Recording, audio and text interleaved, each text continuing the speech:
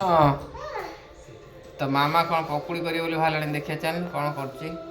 ତ ମାମା ପିଆଜି କରିବେ। ପିଆଜି କ'ଣ ସବୁ କାଟିଲାଣି ପିଆଜ ସବୁ। କ'ଣ ପାଇଁ ଦୁଷ୍ଟ ହଉଛୁ ଏଇ ବୋଉ ବସି ଠିକିନା ବସୁନୁ।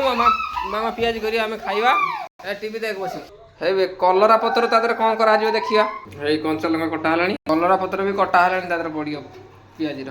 ଦେଖ ତ ମାମା ପିଆଜର କଲରା ପତ୍ର କଞ୍ଚା ଲଙ୍କା ଦଳିଲାଣି ଗୁଳେଇଲାଣି। କ'ଣ କରିବ କାଶ୍ମୀର ଚିଲି କ'ଣ ପଡ଼ିବ ବୋଧେ।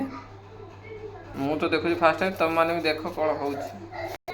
ଲୁଣ ପଡ଼ିଲା, ହଳଦୀ ଟିକେ ପଡ଼ିଲାଣି। ଏଇଟା ଆମର ଧଳା ବେସନ ପଡ଼ିଲା। ପାଣି ଦିଆ ହେଇ ଗୁଳା ହେଲା। ସମସ୍ତଙ୍କର ହଳଦିଆ ବେସନ, ଆମର ଧଳା ବେସନ।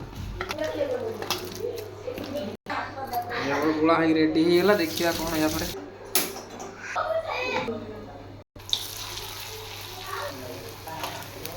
ପୁଅ ଆମର କହିଲା ସନ୍ଧ୍ୟାବେଳେ ମାମା କ'ଣ ଖାଇବି।